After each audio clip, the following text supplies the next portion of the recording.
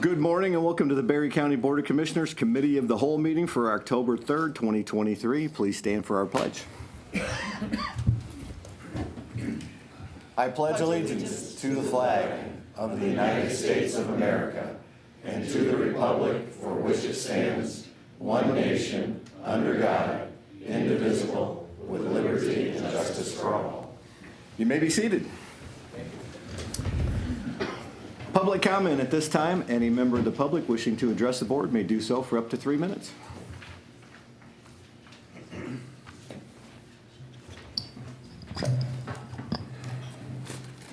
Good morning.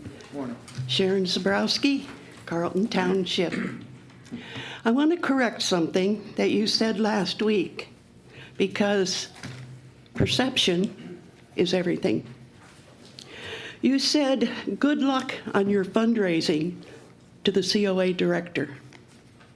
Your was not the correct word. You should have said our fundraising. Your gives the impression that the commissioners have done their share of the work and are passing the project on to someone else.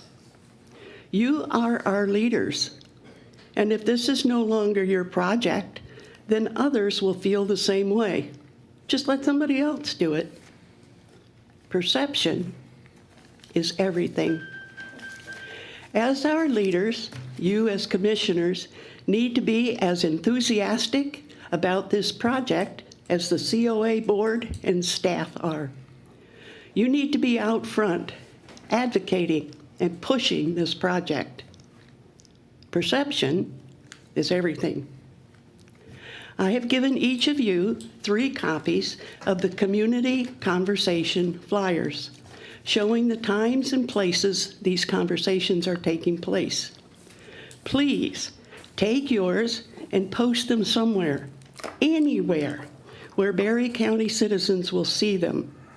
There's more on the table if you need more, or anyone who would like to help may take one. Please try to come to 1 or 2 of these events, because it's important to hear what people have to say. If commissioners are at these events, people know they're important. Otherwise, commissioners wouldn't be there. Remember, perception is everything. Thank you. Thank you, Sharon. Additional public comment?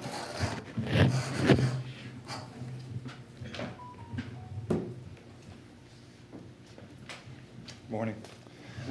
Bob Hanley, Pine Lake, been here a few times. We've got a lot of people here from Pine Lake who are adamantly against the drain. I know there are a few that are for the drain. And I know we're going to, theoretically, I see a couple of commissioners aren't here, but we're going to vote as to whether or not to approve the surety bond. You know, in a normal world, I wouldn't be too concerned about that. Because, I mean, it is money, and I think we should stop spending money. I mean, I don't know if any of you are aware, but the lake is down 16 inches from its high in the spring. You know, Jim Dahl had said, and I agree with him, that the usual seasonal variation is between 12 and 14. We're down 60, and that typically continues through about maybe the 20th or 25th of October. About the lake will continue to go down a little bit, not as much as in the summer. But our concern is of approving the surety bond, and it was tabled in May. And I believe at that point, the idea was, well, we want to get some more information, we want to have further study, whatnot. Far as I know, the only additional information is that the lake has gone down even more than it usually does in any given year. It seems bizarre that we would approve this surety bond because our concern is that the way this project has gone, Mr. Dahl just if he gets this approved, then he's just gonna, okay, now I just want to buy some pumping materials. I'm going to put out bids for that, and more money's going to continue to be spent. And this is I mean, I love to bring this out, but this still exists. 298 households. We stopped bothering to get more signatures, but we could if we wanted to. It's a lot of work, but most people are against this drain. There surely is a vocal minority that are for it. There's a super minority that would actually benefit from it. And we just don't understand why this should continue. You could say, well, it's just a surety bond, and we're not going to prove anything more at this time, even if that was the case. But it just goes forward, and the project just never stops when it's not needed. So we urge you very strongly to vote down this surety bond. Thank you. Thank you. Good morning. Good morning, David. Good morning. David Tripp on behalf of the Friends of Pine Lake. I simply want to speak to this resolution based on the law and where we are. The project is based on the Inland Lake Level Act. Judge Fisher's opinion on this matter stated, and this is the December 18th, 1996 opinion, the court determines that the judgment of September 5, 1969, which ordered pumps installed, should be amended to remove any maximum lake level, and it is so amended. Then, on January 17th of 97, Judge Fisher again spoke to the matter. He was going to make it clearer. Well, and what he said is, I'm deciding that no maximum level should be set on this lake, and I'll take a look at the wording of the order to make sure that my order is clear. Then, February 3rd, 1997, he again took his stab at making it understandable, said the normal lake level of Pine Lake shall remain at 890.5 feet above sea level. The designated authority shall maintain that lake level unless seasonal variations in precipitation cause the lake level to exceed that. Again, that was his attempt to say no maximum. If there's rain, it can go up, but there's no maximum. Mr. Dull and his attorney don't want to read that the way Judge Fisher intended. Even beyond that, the people who wanted a drain last time took it to the Court of Appeals. Court of Appeals opinion stated, if the trial court had set a maximum level, the county would have to maintain it. Our review of the record reveals the proposed project to maintain the lake level would cost upwards of $600,000, would injure the environment, and while it could injure the environment, while at the same time benefiting only 4.5% of the houses around the lake.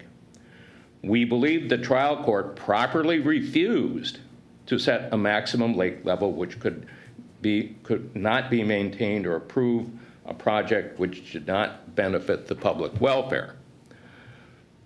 Mr. Dull and his attorney have looked at this and said, oh, the one order says other orders shall remain in full force and effect. And they're going back and saying, oh, well, there's a lake level set before. Well, that was the attempt to say, no, there's no maximum.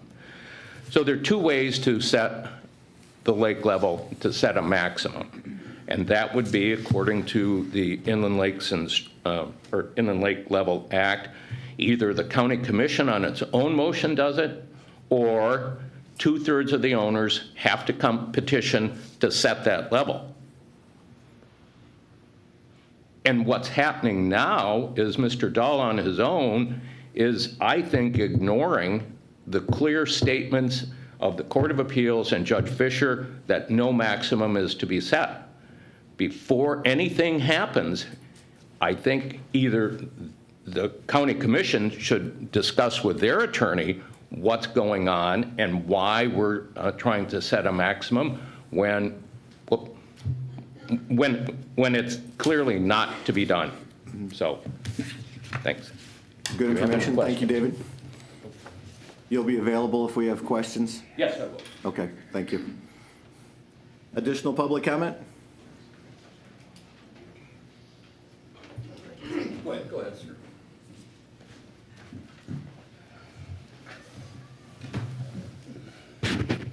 Gary White, Berry County. I put in 3 FOIA requests. First one was denied because records do not exist.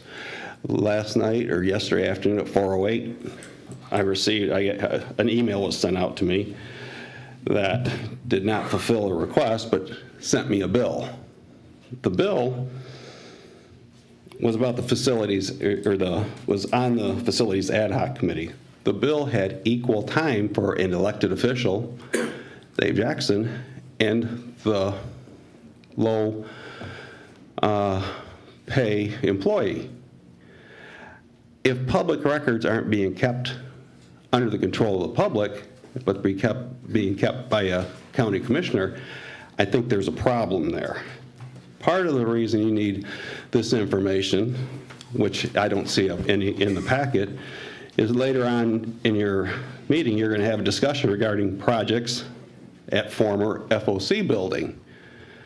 Well, if I can't get the information on the facilities ad hoc, it's not in your packet, how can you really make a decision if you don't have all the information here?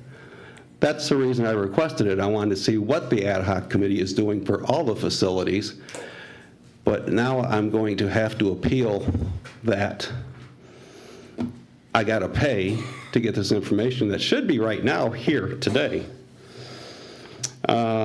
I did get the FOIA from the city of Hastings, and in my opinion, reading their communications between Berry County and the city of Hastings, your chairman is becoming a land speculator with taxpayer dollars.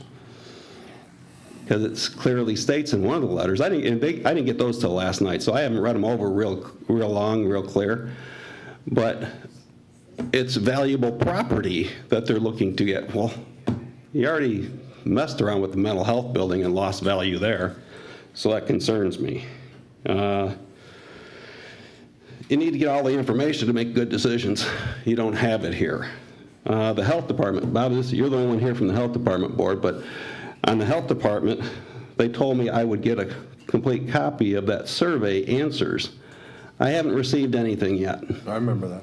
Yeah, well, I still haven't received anything yet from them, because the problem with that survey was when you read the health department survey, you had 2 choices: agree with the health department or abstain. You had no disagreement. You did have 3 chances to give written, but I want to see what the answers were to all these questions. And I was told I'd be able to get a copy of that, but it's been since, what, the 21st? And I still haven't received nothing. Thank you. Thank you. Additional public comment?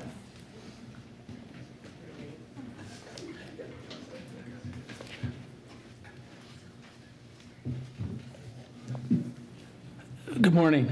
Ted DeVries, Prairieville Township. I just wrote down a few notes. You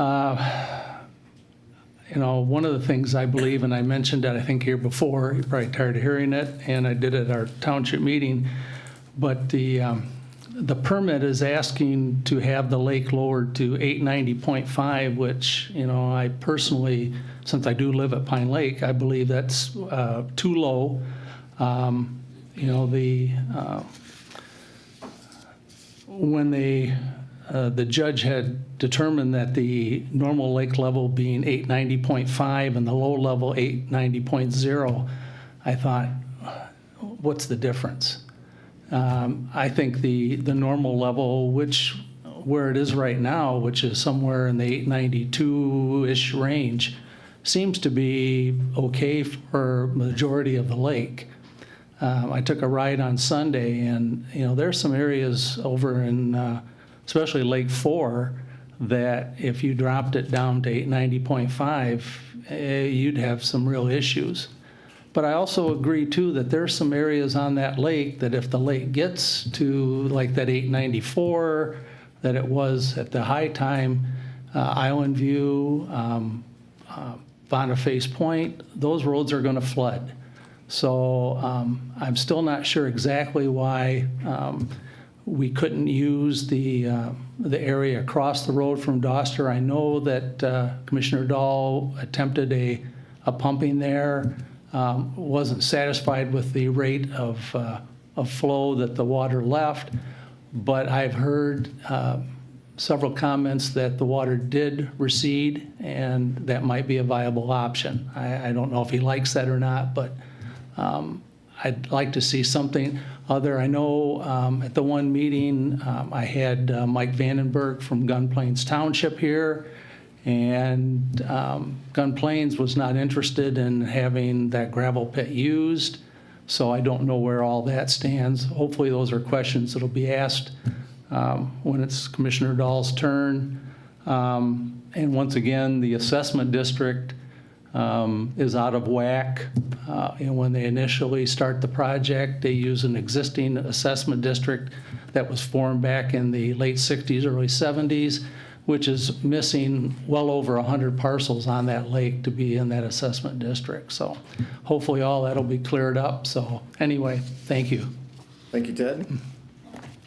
Additional public comment? Get up quicker this time. Yeah, name's Charles Stack. I live out on Long Point.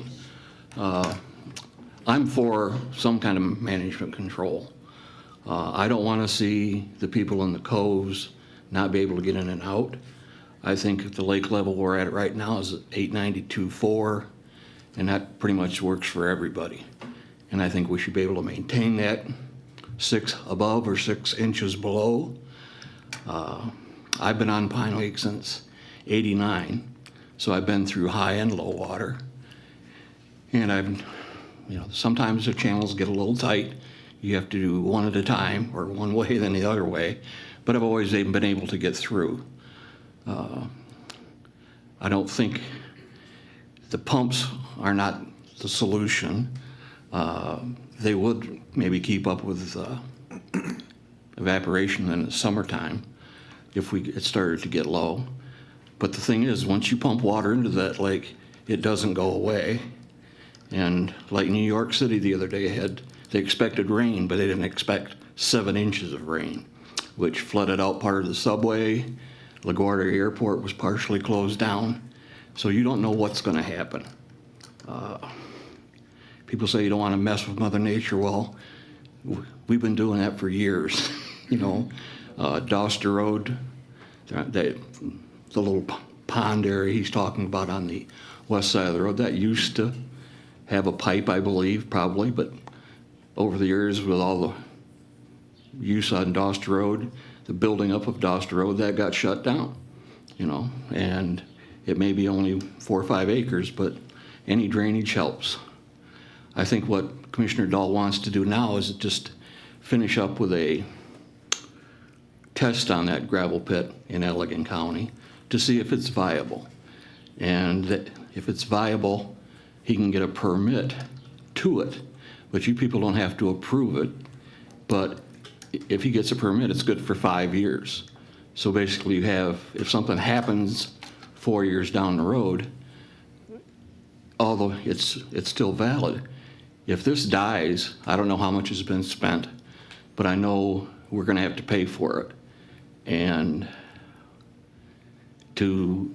if he doesn't get a permit and we get a crisis situation like we did again, then we're going to have to redo all the work we've already done. So you're just throwing good money away.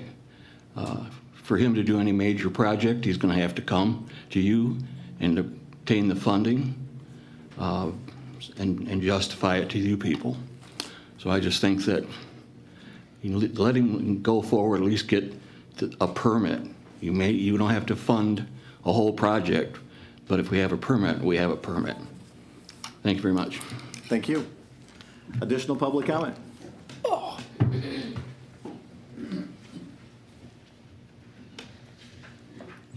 My name's Rob D. Waters, and I'm from Pine Lake, and I'm definitely against this drain project. So far, as far as I know, nobody knows how much money has already been spent that we are going to be responsible for. And when you talk about the lake level now being at 890 or whatever they wanted it, it's at 892, I believe, 4 now. If you have a drain at 894, you wouldn't be able to get back in hardly any channels. And the evaporation already this summer has brought the lake down drastically. There's no way, no reason at all to put a drain into this lake. And where are you gonna put it? I've heard talk about the gravel pit. The last I heard, the man who owns that gravel pit wanted $1.2 million for 6 acres of land. And my wife happened to go to a Gunplain Township meeting. And when Mr. Dull was going through this thing about the gravel pit, he talked like they knew about it. They had no idea that this was on our agenda. And I believe some people from Gunplain Township, their supervisors or commissioners, came to one of our meetings here and expressed that they do not want any more water in Gunplain Township than what they already have. And that should be the same problem with going across the street of Pine Lake Road. That's also in Gunplain Township. And I've already heard they do not want that water. And just the expense and the amount of money being spent is ridiculous. And I don't know if you guys could all afford it, but I've heard as much as $20,000 a homeowner if this gets passed, this drain project. And that's just a guesstimate. It could be much more. I doubt if it'd be any less the way people spend money around here and what you have to pay for services. I just think this thing needs to be shut down now before any more money is spent, our taxpayers' money. I don't need any more taxes. Pay enough already. And once again, the lake level is good right now. Doesn't need to be lowered anymore. Actually, in some of the coves, it could be higher. I also took a boat ride around all of Pine Lake yesterday afternoon. I went in all the coves. Some of them you can only get about halfway in now. And that's on Lake 4 and on Lake 3. And I live on a cove too, and I've seen just this summer, I've gained much shoreline into the lake. I mean, the water is going down naturally a lot. That's about all I have to say. Thank you. Thank you. Additional public comment?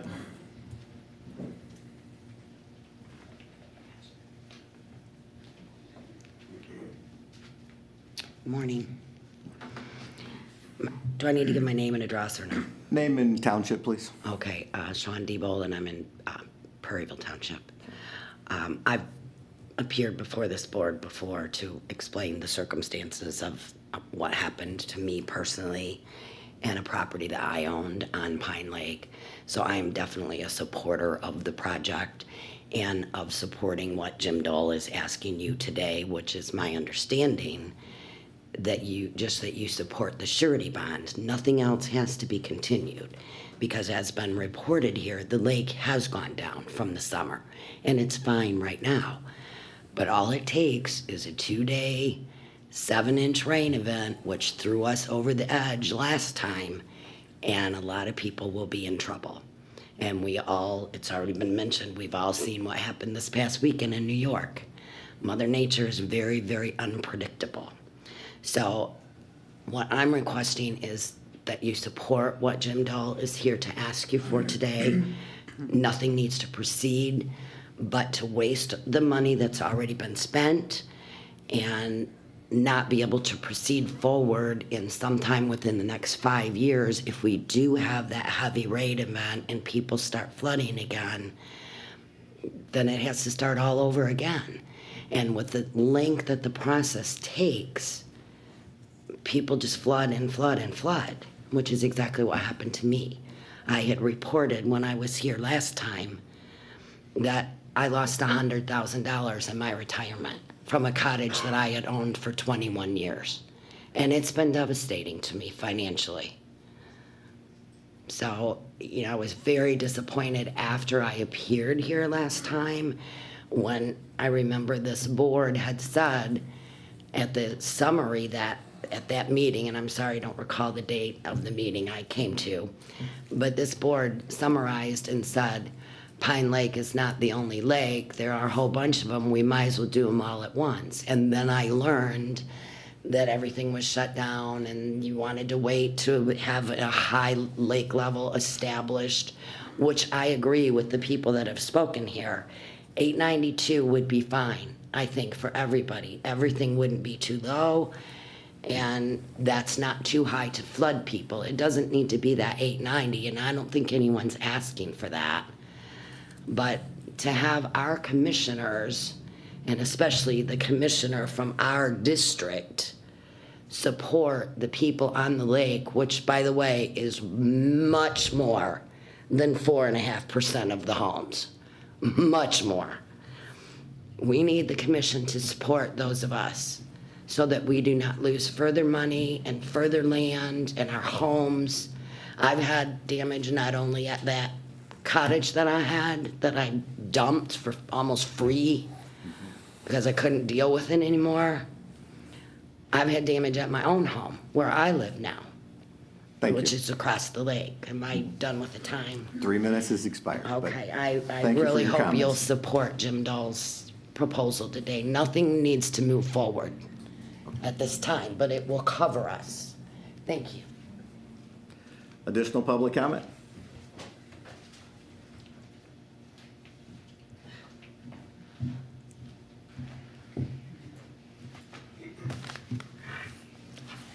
My name is Pam Weston. I live on Long Point. I've spoken here before. A couple things I wasn't going to mention, but now I'm going to. First of all, I find it very interesting where people get percentages and amounts that things might cost. I'd like to see a little background to that. I'd also like to know who verified these signatures that were stacked up here. If no one has verified them, I've got a stack of signatures too, and they're out in the trunk. The purpose, in my mind, the most important purpose of the government is to protect people and property. Not just those who live high on the hill, but the ones that live down by the road that may need to use that road to exit their property. As you know, there's been many flooded roads. There's not now. I think the lake level now is fine and dandy. We just don't know if it's going to continue. As you all have probably seen in the papers and the news, we've had extreme flooding all throughout the United States and the world. In 1996, when certain papers were written up, we didn't have a history of that. So we only did what we knew. Now we know more. Now we know there's a lot more variables we have to take into consideration. Nobody's asking to pump the lake dry. No one's asking to change a particular level today. Just have the ability in case there is a disaster. Like what civil defense has to do. We have to plan for disasters. We can't just say, I don't think there's going to be one. There's going to be one. We just don't know when. And I think the people that have lost the property values, we don't expect anybody to reimburse us, but I do think that the government had some culpability in this when in the 1930s, there was a very large culvert that went from Lake One over to an area on the other side. And the road commission came through and decided, we don't really need this, the lake's way down, why do we have this here? Because when I came out there, I had 10 inches of beach instead of 3 inches on top of an extended barricade. And so it was once there and now it's not. All I could see is just putting something back the way it used to be and just allowing the opportunity to be able to treat an emergency if it comes. Thank you. Thank you. Additional public comment?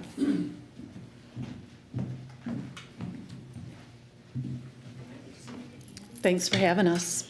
Renee Charette, Pine Lake, Prairieville. I'm here to support the surety bond. I am comfortable where the water is at, but I'm not here to say, let's talk about what level is totally correct and go through all that. It's good to have that security for 5 more years. It's not gonna cost us any more money. We've already spent the money. Myself, I have lived on the lake since I was 20 and been a homeowner since then and have gone through a lot, but nothing like the global warming we're all experiencing. And it is scary, and if this is something that we can still keep here for 5 more years just in case, why not? And then we can discuss if there is a disaster and what we should do next. So thank you for your time. Thank you. Additional public comment? There'll be another public comment, 1 time per person, but there'll be another one at the end of the, Thank you. yep, no problem.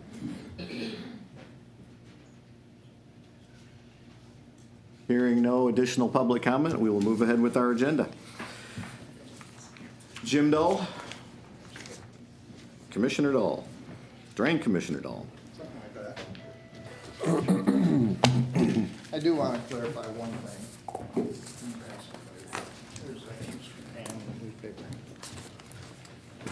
Mr. Chair, I noticed that there isn't any communications. Am I on?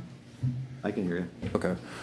On the agenda, there were a number of communications that were submitted on this topic for today's meeting that was sent to the board and to the administration's office here. Shouldn't we recognize those? You've all received them. Typically, we recognize communications at the Board of Commissioners meetings under correspondence received, but They'll be a week old by then because they're specifically for today's date. I'd like to read one of them if I could, that I thought was the best. But Michael, do you have an opinion on that? It's typically not something we would do in an instance like that because of public comment, but if you want to highlight it, is there something that was missed in all the other public comment? well, I think there was one that sums it up as well as anything. The position of the ones that we received, I would just like to read one of them. Okay, I'll allow it. Okay. The commissioners received regarding Commissioners Meeting 10/3/23 concern. This is from Mike Cool. He states, "Dear Commissioners, it has come to my attention that during the Commissioners meeting next week, Jim Dahl may be asking for funds to continue his pursuit of the Pine Lake Drain Project. I was in attendance at the springtime Commissioners meeting when it was clearly stated to Jim Dahl by the Commission that this project would be tabled until a legal lake high limit has been established.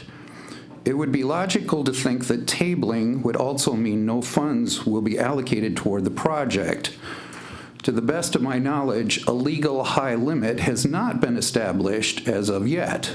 As such, I would expect that the Commissioners will not approve his request for funding.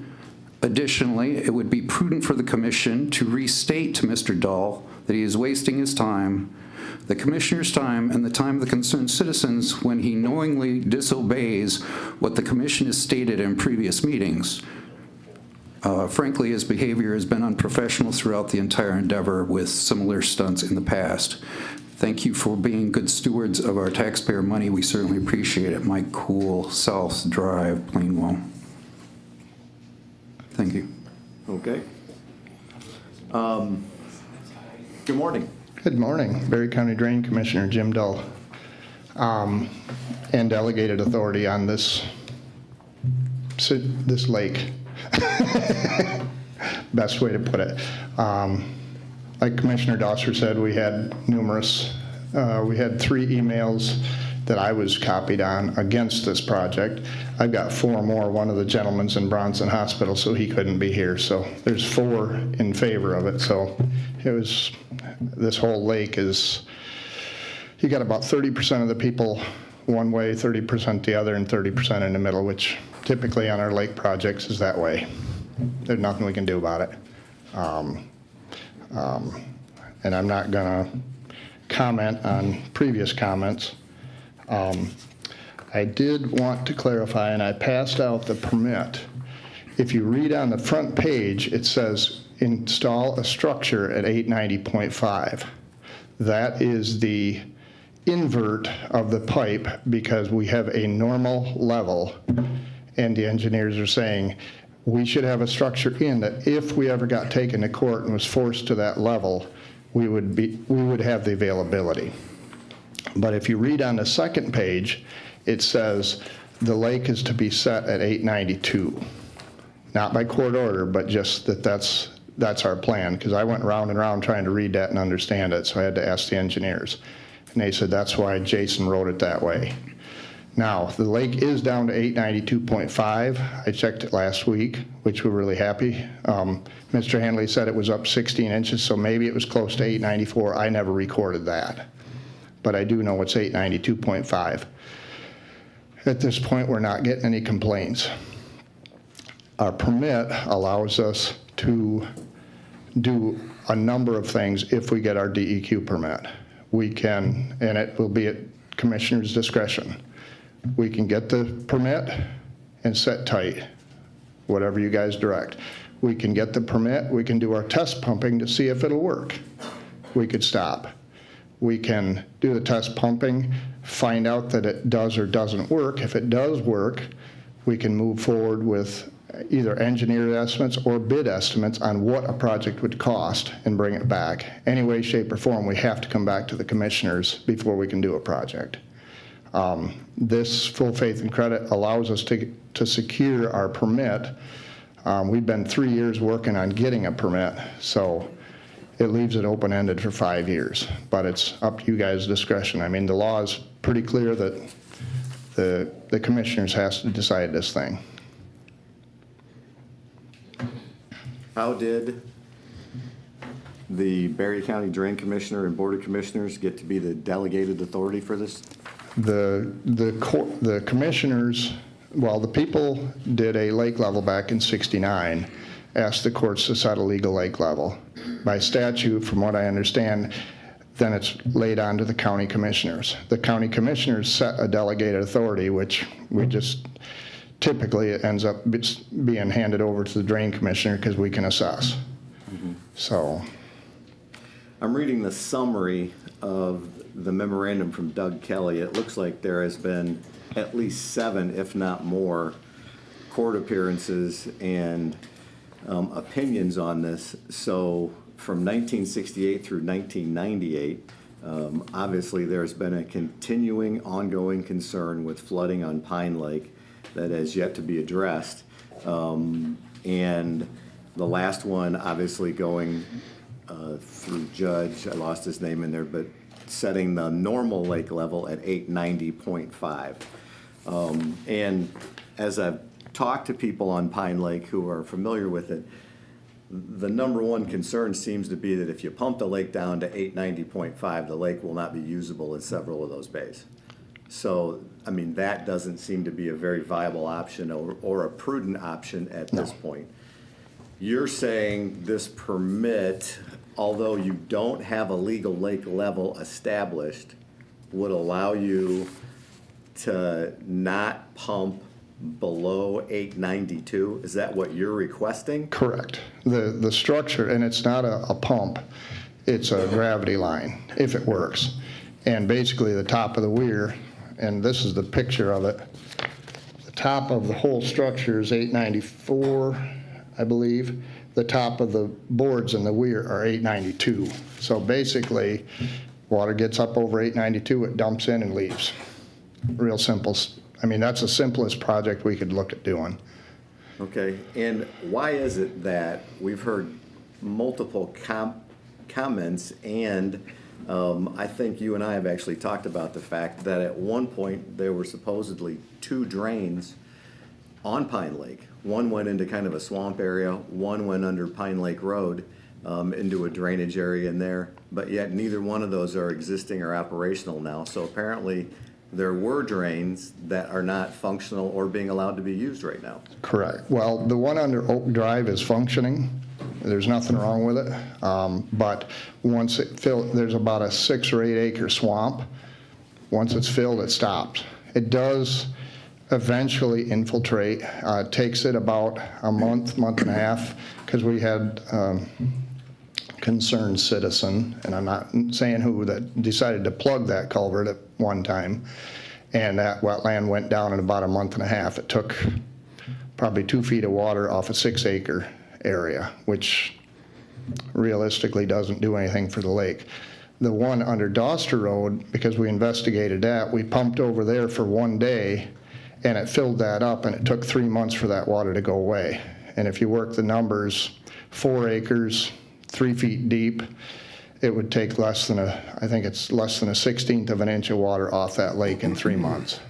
So it's, because we were hoping to be heroes. We just put a pipe in, the road commission would do it on our part, and we'd be golden. But, I mean, we could do that, but I don't know, well, one, I don't know legally if we could, because that's now the retention basin or detention basin for that whole subdivision across there. We had to get their authorization even to pump over there.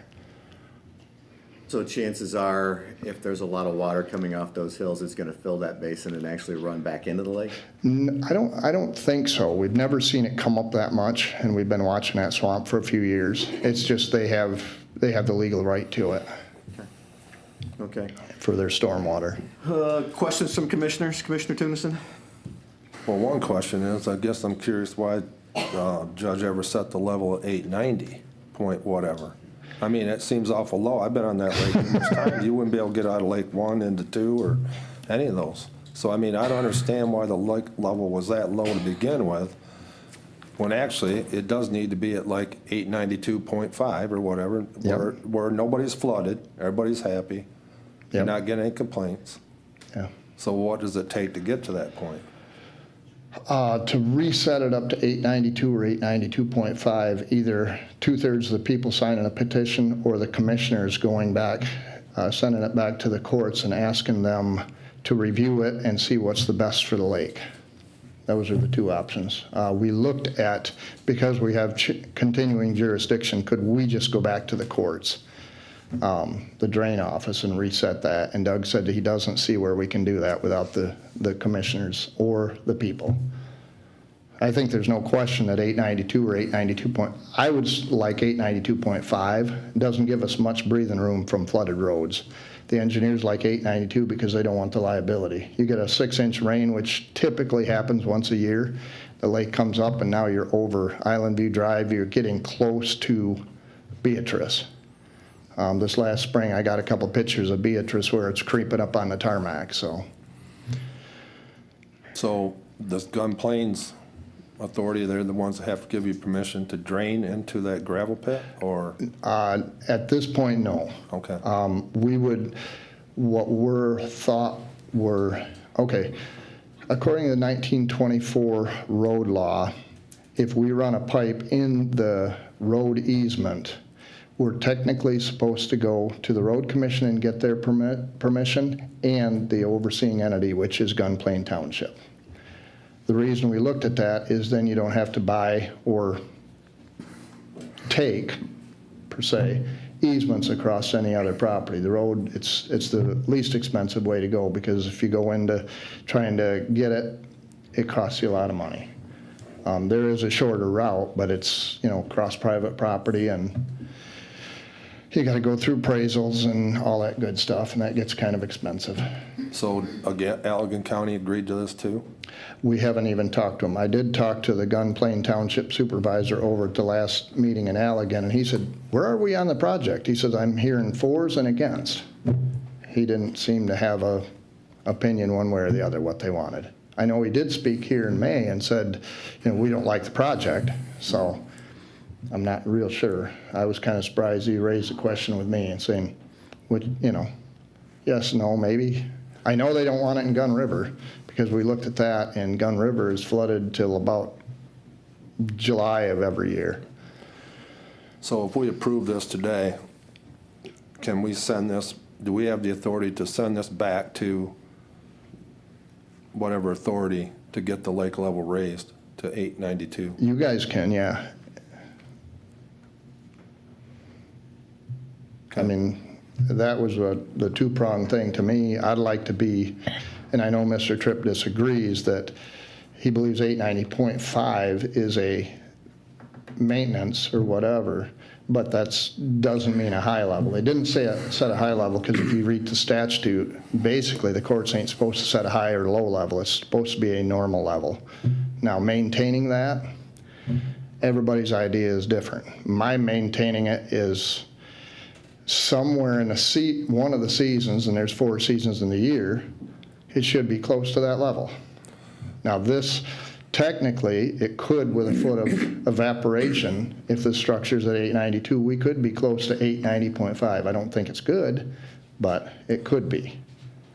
What about flooding though? If we did get 6 inches of rain when it was at 892, how many people would be affected by that then? I don't believe there's any houses that would be flooded, and I don't think there's any roads that would be flooded. But, I mean, You're pushing the envelope. Yeah, it's close. A court order would make it a lot easier, because then it'd be, wait a minute, we're trying to keep 892.5. So it's, and this is nothing unusual. Long Lake, and Dave will attest to it, theirs is at 907 winter, 907.5 in the summer, and they have yards and crawl spaces that at 908 start getting wet. Cloverdale, we're down to that much freeboard, because they want as much as they can, but not quite flooded. So it's a really ticklish deal. Okay, thanks for answering questions. Commissioner Hatfield. I guess what I am most troubled by is that we're spending money to test a solution that, even if the solution proves workable, may not be cost effective. So the question in my mind is, what's the easiest process to go through to determine whether or not we have a reasonable solution? And it doesn't cost much to negotiate with the owner of that property to determine whether or not that property would be available to us at a reasonable price. But if we go through the expense of testing without knowing whether we can buy that property, all we're doing is making that property more valuable if in fact we prove that it is a workable solution. So that's something I would have to discuss with you, it'd be more of a closed session issue. Okay, I can appreciate that, but that's the biggest concern I have, that I don't know that we're working to prove anything that we can really do. Yeah, I understand. And that's we've had different discussions with Mr. Payne, and we've not got into the nuts and bolts of it. I mean, everybody has their ideas. It's just like we've said from the start that we want to do this project for less than $3 million. And now people, if it's $20,000 a home times 600, that's $12 million. You know how Facebook is. People run their mouth and they have no idea what they're talking about. We try to get engineers' estimates before we even start, or some idea of what it'll cost. But yes, I mean, you raise a good point. I mean, the biggest variable in there is going to be the cost of that land. Correct. And I'd be tickled to death in closed session or whatever to discuss those options. And it's also, I mean, it's not only the cost of the land, but it's also how we're going to be able to deal with Allegan County and the townships there to even determine whether or not they will support the use of Right. that land. Yeah. So to me, there's just an awful lot of uncertainty Right. that it potentially is going to cost us a lot of money to run into other roadblocks that Right. might be cheaper to resolve at this point. Yeah, well, the one with Allegan County, we can't resolve. Denise is prepared to go to her county commissioners because they also have to sign off on this. It isn't just a Berry County thing. If you guys pass it, we still have to go to Allegan, get their input. They may or may not pass it. We don't know. But there's a lot of little steps all the way through that make it difficult. That's why I wanted to bring this in October, because Jason said after November 15th, it gets touchy holding on to that permit. Okay. So, Okay. I would hope that Allegan would have serious consideration to the wishes of the Berry County Board, since most of Pine Lake is in Berry County. Yep. You know, yeah, out of 638 properties, there's 38 in Allegan County. But you just don't know. Commissioner Smelker? I guess my main thing is, do you have a rough estimate of if you get the permit, what would be the cost you have into it right now? I would have to go back and go through the records. We've had bills that have come in since, so I don't know at this point. Okay. Commissioner Colton? Commissioner Doster?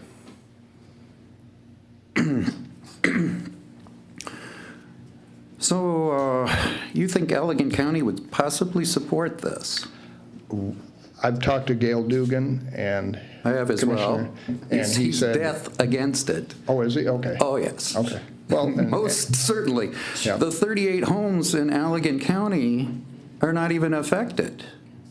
They're all 36 of them are on a large hill that are keyholed into the lake. All they have is a joint shoreline with no homes. These people are not going to want to be assessed for a lake project that does not benefit them one bit. And you may be right. What Gail had explained to me is he would leave it up to Denise's discretion. Well, I sat with him on the Gun Lake Improvement Board, and he was very emphatic that he's completely against this project. And they may do that. They may just say, nope, we're not in favor of it, and not pass it. I think that Mr. Hatfield, some of your comments are good in that it seems like the whole thing is out of order. Because, and I've said this before, I said it when we discussed it here earlier, and then again when we went into closed session regarding this, that what needs to be done is a high lake level needs to be set first. Before you go forward with anything, you need to see whether there's support from the majority of the people, 2/3 of the people on that lake for setting one. There has been a great deal of legal wrangling on this case. It's very clear that there is not a high lake level set. Your attorney has said that on numerous occasions when I asked him whether there was or there wasn't. Fisher, see, I remember this court case. Mm-hmm. I was a public defender at the time. Fisher went to great lengths to write a rather involved opinion on this. He got expertise from Tony Groves of Progressive Engineering, which was the county's engineer at the time. And he had them do a study as to what would be a good lake level that would benefit most everyone on that lake. And reading from the court opinion, Progressive concluded that a maximum level of 892.75 should be set, with a normal level of 892 and a minimum of 890.5. But then Fisher did not do that. But they already went through the machinations to see what would probably benefit the most homes. That's what needs to be done, is you need to go back and have a high level set. Your request to Allegan County is so full of holes. There's so many problems with it. And it's your fifth idea. Yes, correct.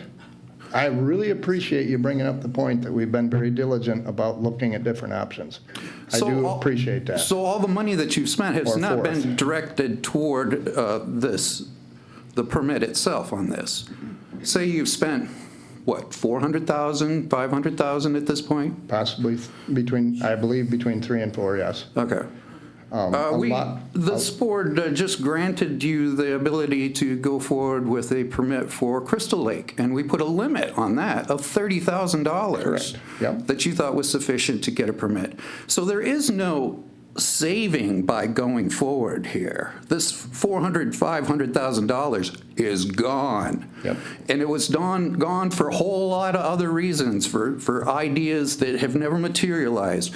This idea, I cannot believe will materialize. Not only is Gun Plains going to be very upset, you've got this individual who wants $1.2 million for 6 acres. Don't you see a problem with that? Like I say, that's something we would discuss outside of here because it's a legal issue. The people of Pine Lake are already paying assessments for the Crooked Lake project, which ballooned out of orbit of what it was originally planned, because Prairieville Township was assessed for more than $1 million. So everyone who pays taxes in Prairieville Township, all the people on Pine Lake, myself included, that was their ARPA funds gone. So they basically got assessed for that. Then if you happen to be on the sewer system, which everyone at Pine Lake is, correct, the sewer system got assessed, what, $2/3 They had to raise their rates in order, so everybody who pays, so already Pine Lake people are paying 2 assessments on a lake that's 5 miles away. And the idea that you could just set an assessment on this and that you'll never think of going to the township or other people or Allegan County or to come up with all the advance, because there'll be problems of the monies. There'll be, well, we didn't think about how high this hill was in order to do gravity flow in there, how large that pipe is going to have to be. This is going to be astronomical. And there's no saying that the water will stay in that gravel pit. One side of that gravel pit, where they drive into it, is at a very low level. If you don't have an enormous amount of saturation into the soil, this water is going to run right out of the driveway and across the street into their hole that they've got. They've got a hole that's deeper than this, right across the street.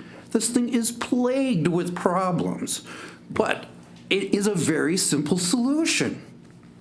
It needs to start with a lake level. If you don't have a lake level, none of this matters. None of this should have ever been brought without having a high lake level set by the court, not this board. This board is not, there's just too many people against this project to behoove this board to stick its nose out to piss those people off. This project is in my district. Mm-hmm. I should have some sort of say over it, wouldn't you think? I would think you'd have input. Okay. But please, could I correct a few of your mistakes? Okay. How much was Prairieville assessed on Crooked Lake? $1 million? No. Yes. Now, if you add the interest that they'll pay over 20 years, yes. I believe it was $780,000. Million. $1 million? $1 million. We were. Including the interest. $800,000 interest, it's over $1 million. With interest. We're paying over $60,000 a year for 20 years. Yep. Yeah, with the interest it is, correct. Second of all, that project, I'm not sure how you figure Crooked Lake ballooned. It was $6.675 million, and we've come in under that. Correct? Not to my knowledge, no. Okay, well, The if you look first at the talk facts. that I heard of that was 3 million, and now I've heard On that it's this? close to for Crooked Lake, No. which is now turned into, Yep, 6.675 million is Crooked Lake. and is there a permit expiring on that? No, that's a 5-year permit, and all the work is done. All the And are you infrastructure. pumping from that lake? We had to pump out into the gravel pit this spring. We had to do that last year. That gravel pit happens to infiltrate 5,000 gallon a minute. And does that water amazing. go back into the lake? Not as far as we can tell. How come the lake never freezes on the other side of the road? Don't know. Oh, well, how do you know that this gravel pit, the water isn't going to go back into the lake? Okay, we're chasing rabbit Right, holes here. yep. Let's just forget this conversation, all right? Yep. That's not what we're here to Well, talk about. let me get back to this gravel pit idea. Okay. Though I think it's fascinating myself. Yep. Because this is what, you put it on the agenda to discuss it, and now you don't want me to be able to discuss it. This gravel pit's at a much higher elevation, isn't it not, than the lake? No. No. No, it'll gravity feed from the lake into the gravel pit. Through how much soil? How deep does that pipe have to be? Some areas are probably 10, 12 feet deep. Some are not. It will have to be bored, there's no doubt It'll about have it. to be, the Pine Lake store is 27 feet above there, at least. Some of it'll have to be bored. Well, that's incredibly expensive. It's not cheap, yes, correct.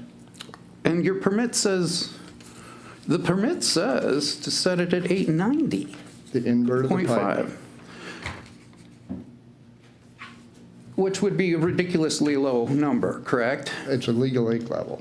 It's not. That is the lake low in which the pumps were No. to be set to turn on. 890 even is the low level where the pumps come on. 890.5 is the normal court-ordered lake level. No. Oh. We have a total disagreement on what these court orders mean.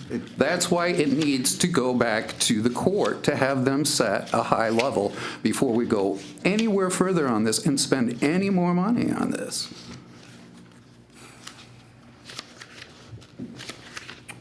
You want to carry on?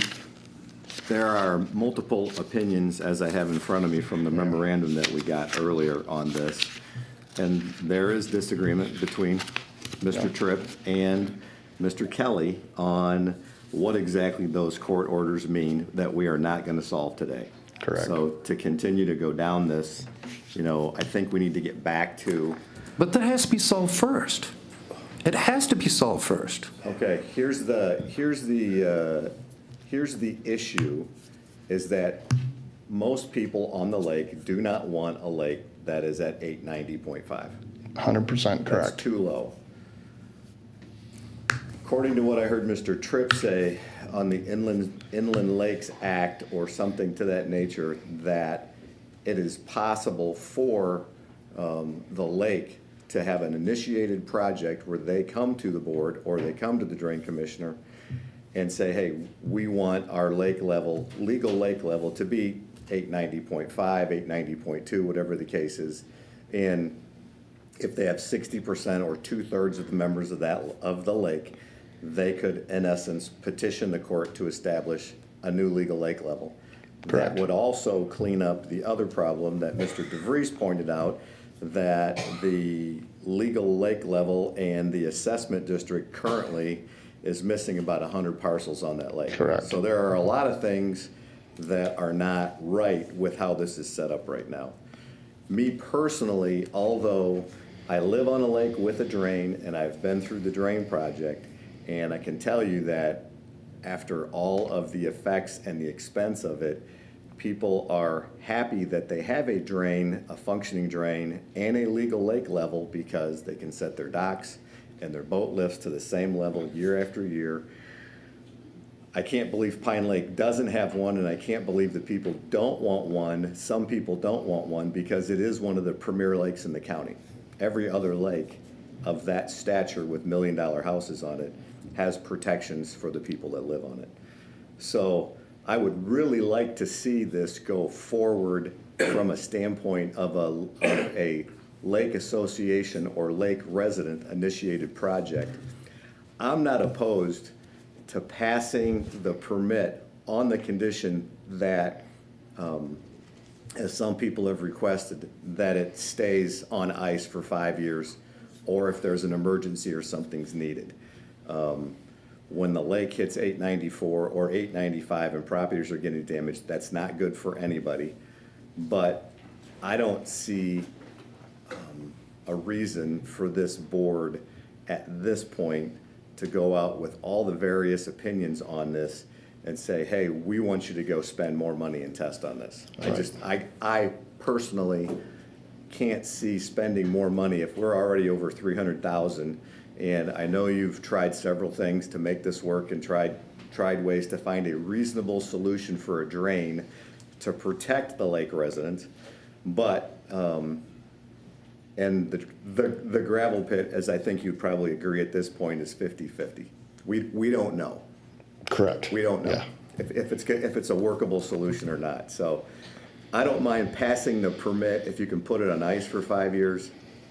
I don't really want to see this go through until there is support from the lake residents on a solution that they can agree on at 60% more, where they say, hey, we want to have a legal lake level that represents the goodwill of the entire lake. Yeah. And to protect that legal lake level, you're going to need a drain at some point. If the gravel pit works, I think we had estimated that was a $2 or $3 million project, and although someone threw out 20,000, that's part of the fear mongering that's going on some parts of it. You're talking about maybe a $3,000 to $5,000 assessment over 20 years, and to not invest in the infrastructure of your lake at that price would be ridiculous for a premier lake like Pine Lake, in my opinion. So, my opinion only. I don't live on Pine Lake, but hopefully the leadership of people like Mr. DeVries, people on the Lake Association, maybe Mr. Hadley, can get some reasonable minds together and we can work out what best serves the people of the lake and protects them going forward, because that's what's needed. It's a beautiful lake. Yeah. It needs a higher lake level. It also needs a drain, and I think people should be willing to invest in the future of a lake that's absolutely amazing. I mean, it's a beautiful lake. So for us to figure this out, when only one commissioner represents that district, you're asking us to vote on something that we don't have a vested interest in, and that's not really fair from that point. We are elected to make these decisions. So unless there's additional comment on this, let's take a vote. Yeah, I have additional comment. Okay. Shocking. Go ahead.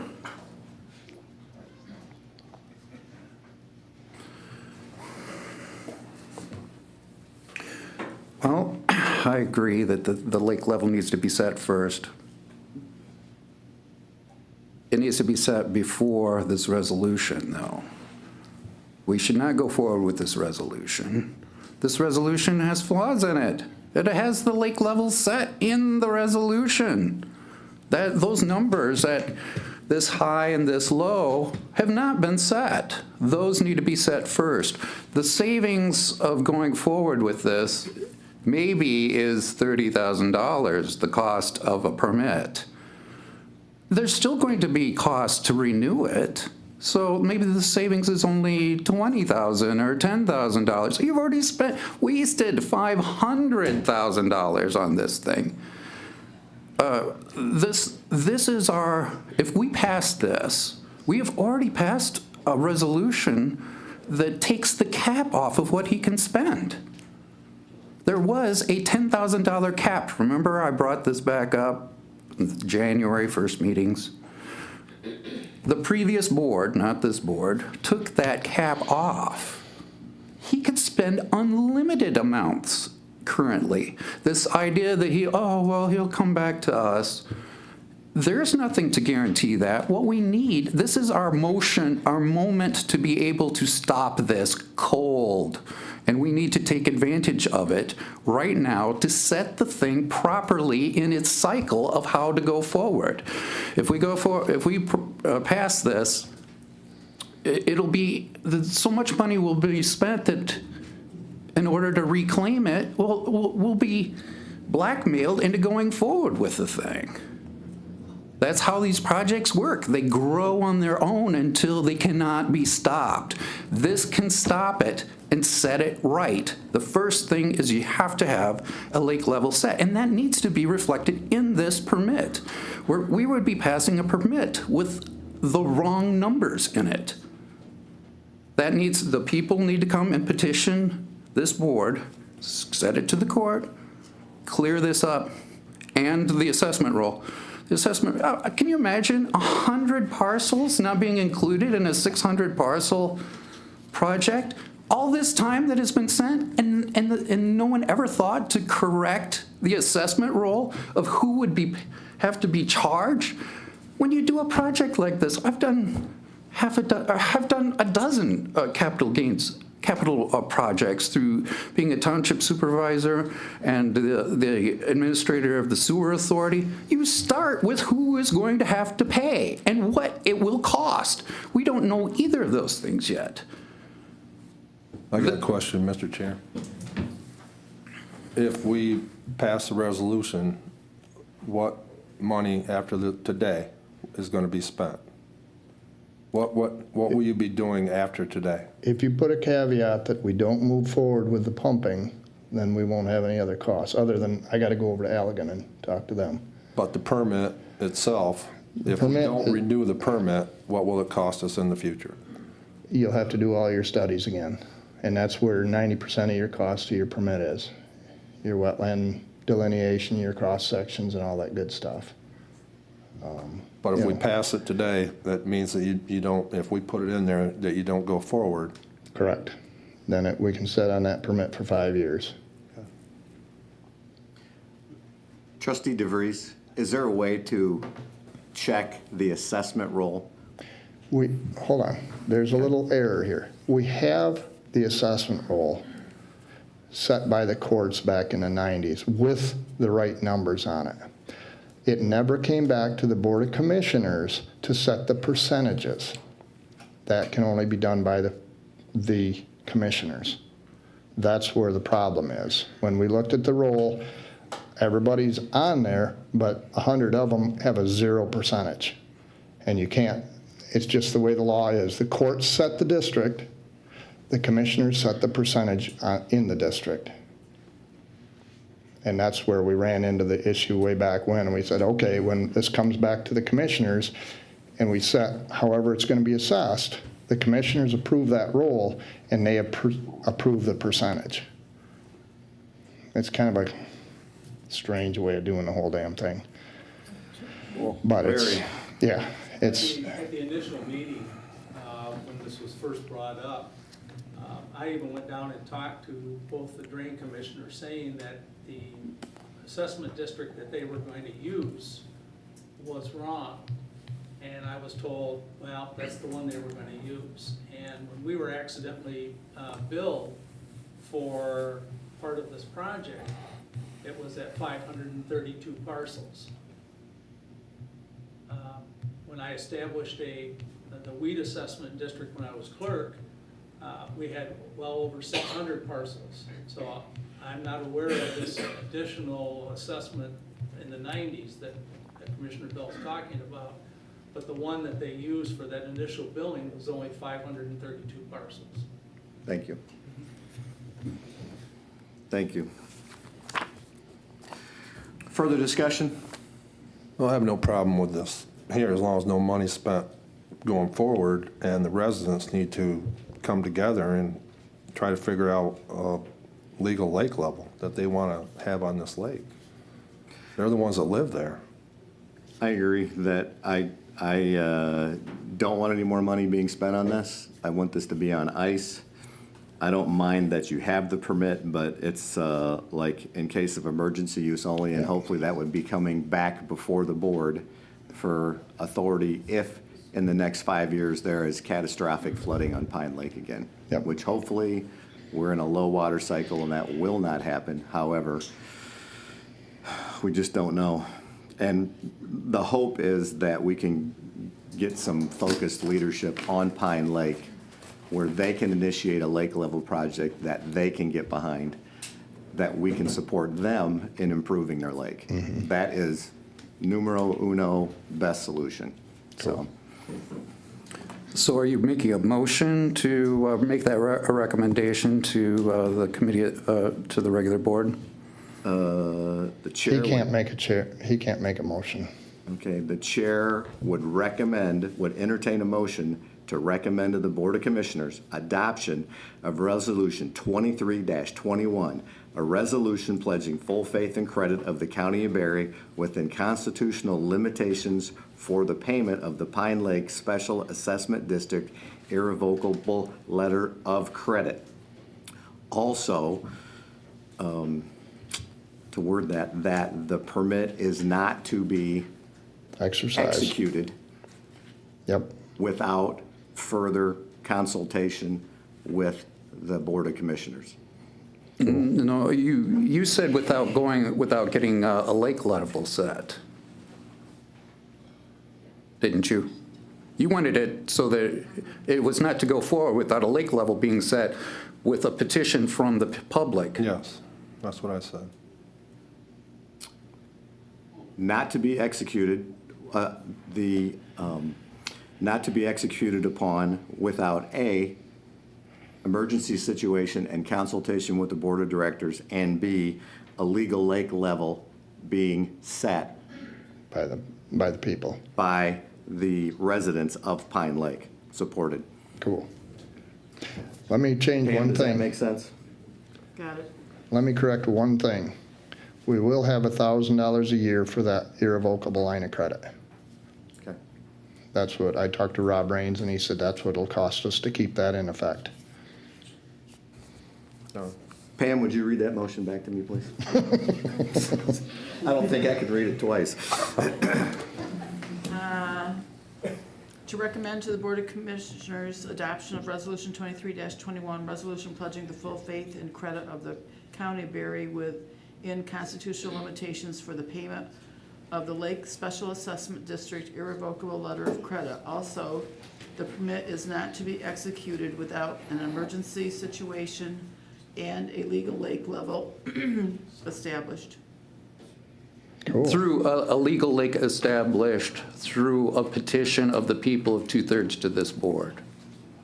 A legal, I agree with that. Say that again, Mark, I'm sorry. Without a resolution, without initiation of 2/3 of the people for a petition before this board.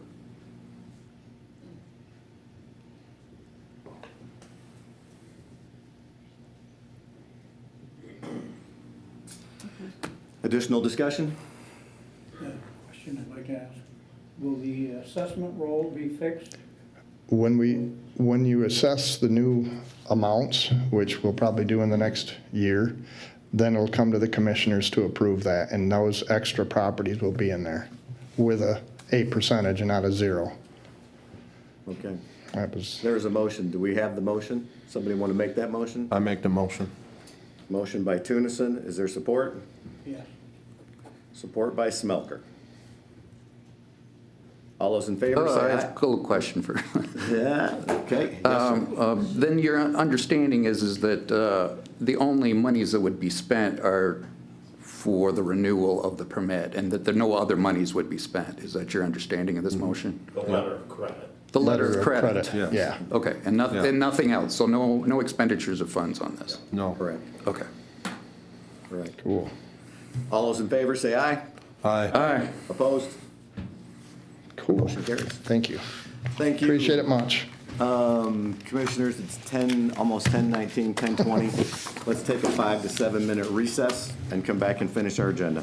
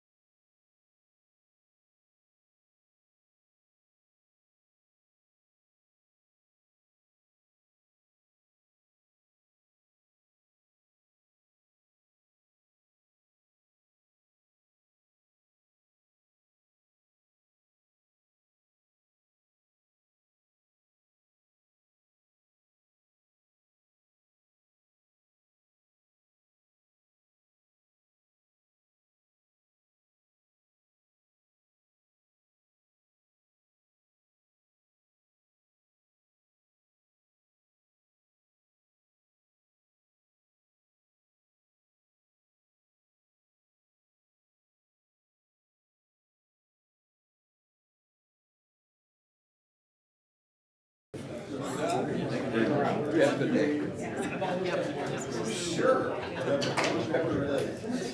Whatever I can do to help.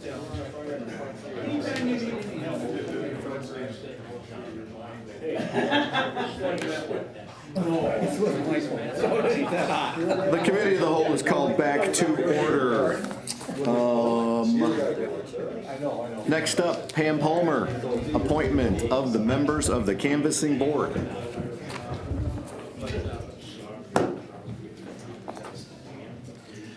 Good morning, Pam. Good morning. It is time to, actually, I want to make a little correction on the agenda because I'm not asking you to appoint canvassers, I'm asking you to elect. And there is a difference. So 2 of my canvassers last year resigned. One actually moved out of the county and the other one resigned. And so I made an appointment last year for their replacement. This year, by September 1, I needed to I contacted the chair parties and asked them for 3 names to be submitted to me of people that would be interested in serving as a county canvasser. Those names needed to be to me by September 1, which they did. And I have laid a ballot on your desk that you should find that lists those names. The Democrats have 3 names, Diana Hoekstra, Elspeth Inglis, and Susan Fram. And the Republicans only have 2 names, Vivian Connor and Susan Vlietstra, because the 3rd person called me, had questions as to how the canvas board works, and she decided to withdraw her application. So that's why you only have 2 names for the Republican Party. So pursuant to election law, the county committee of each political party, as I just explained, is required to give me those names by September 1. By November 1, I have to have these people come to you and have you vote, and then have these people in place because we have a November election. So they're going to be on the fast track of the learning curve. So at this point, I need to have you mark your ballot. And in true transparency, I need to gather your ballot, and then I will read aloud how you voted, which is according to how the election law works for electing county board of canvassers. Okay. Commissioners, do you have any questions for Pam? I have a question. Sure. So, we all are Republicans, but do we vote for both the Democrat? Yes, you do. And the Republican? Yes, you do. So the Board of Canvassers has 2 Democrat and 2 Republican canvassers to keep the board even. And so since I had one from each party resign last year and I had to do an appointment, then they automatically had to run this year to retain that position. Does that make sense? Okay. I'm just not used to voting for a Democrat. It won't hurt. We won't tell anybody. Yeah.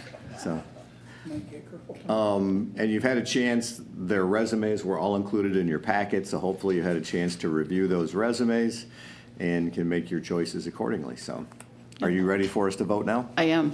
And you're going to then I'm going to those? collect them. Okay. And then I'm going to read out loud who received the most votes.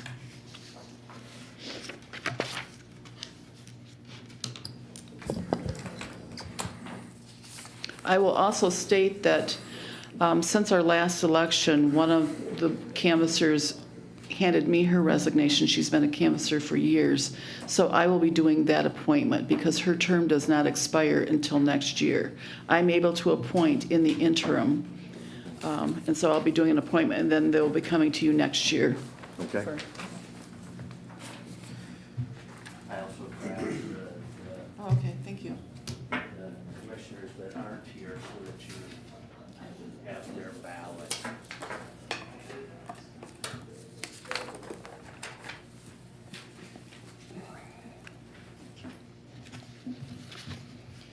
So I will read these out loud and run a tally sheet at the same time.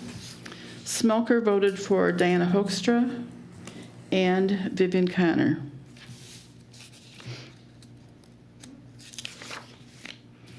Getty is not here, she's absent, and I'm going to mark that on her ballot. Jackson voted for Susan Fram and Susan Vlietstra. Carlton voted for Diana Hoekstra and Susan Vlietstra. Doster voted for Elspeth Inglis and Susan Vlietstra.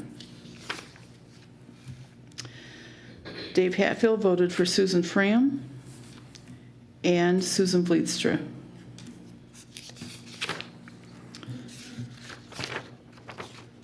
Campbell is absent. Tunison voted for Diana Hoekstra and Vivian Connor, which is all the votes. So the total is Diana Hoekstra for the Democrat position and Susan Vlietstra for the Republican position. Thank you very much. Diana Hoekstra, Yes. Susan Vlietstra. Vlietstra. Okay. Do you need to do a motion to approve those? According to this, the chair would entertain a motion to recommend to the Board of Commissioners appointment of members of the Board of Canvassers for a term that starts November 1st, 2023, ends October 31st, 2027, for Diana Hoekstra and the Democrat and Susan Vlietstra for the Republican canvassers. Motion by Hatfield, is there support? Support by Smelker. All those in favor say aye. Aye. Opposed? Thank you, Pam. Thank you.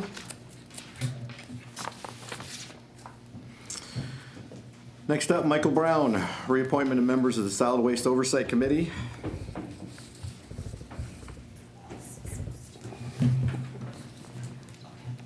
Good morning, Michael. Good morning, everyone.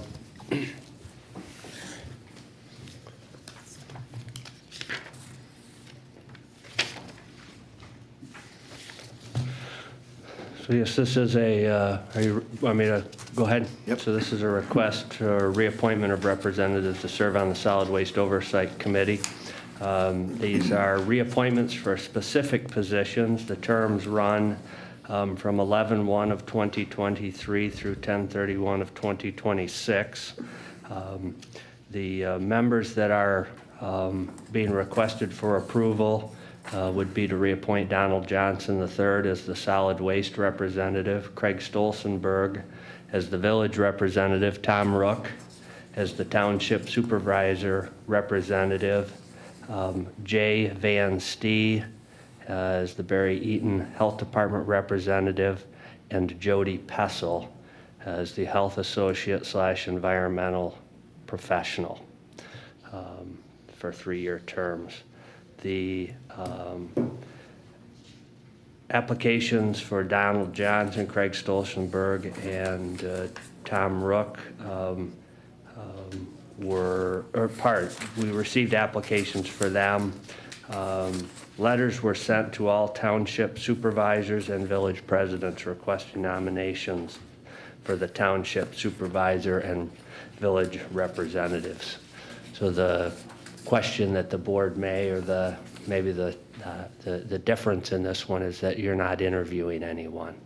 And that's because these individuals represent specific positions. So on your behalf, we reach out to the representative organizations for their recommendation, and these are the recommendations that have been provided.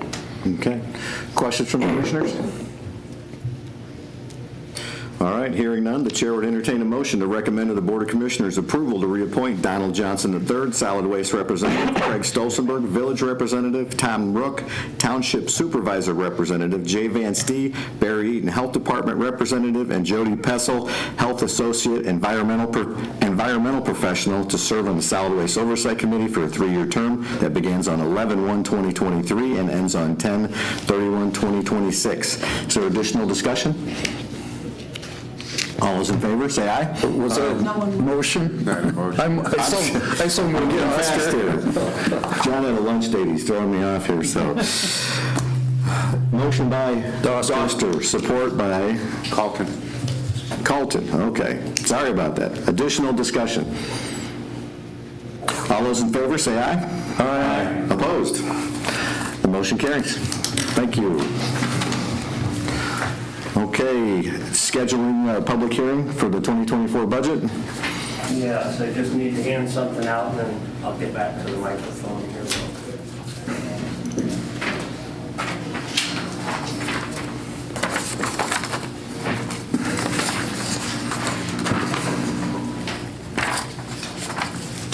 There are a couple of extras.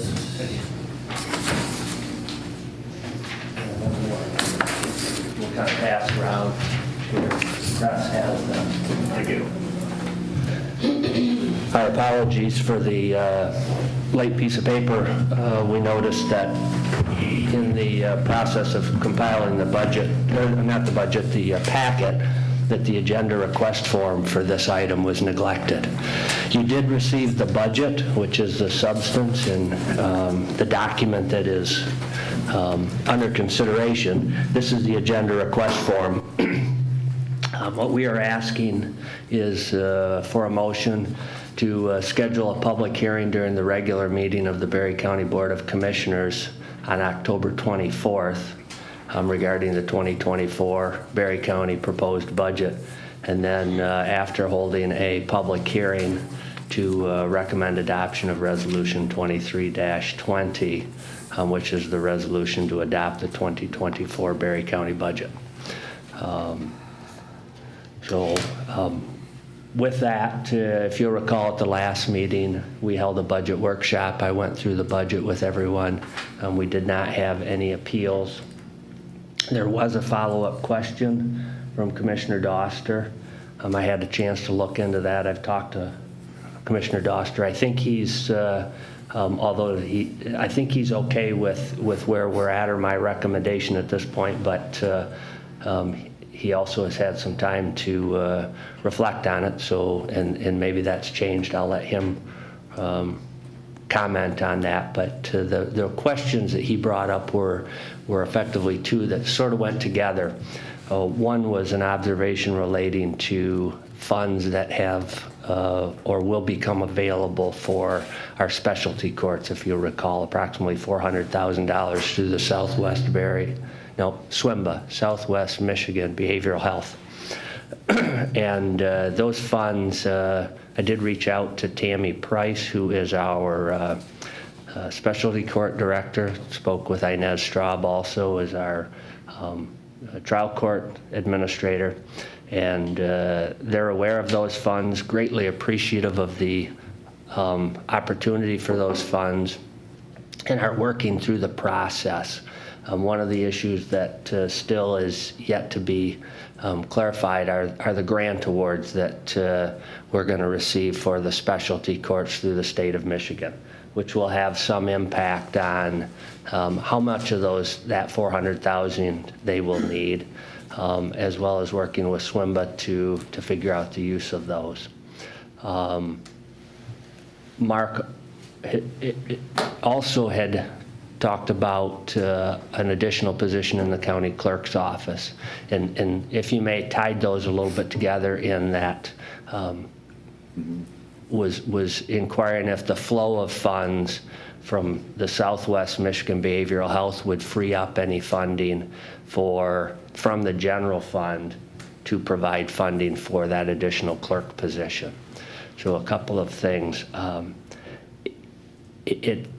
It does not appear that there will be funds freed up. The funds that will be utilized from SWIMBA to the specialty courts will effectively go directly to the specialty courts, and will do one of two things: either fill in a gap where we didn't receive funding, and that's the primary concern I think that Mark and Tammy and Inez were trying to work through, is that we're concerned that we may not get all of the funding that we need and requested for the specialty courts. And this, the funds that Commissioner Doster has worked through with SWIMBA would help replace those funds, at least for a year.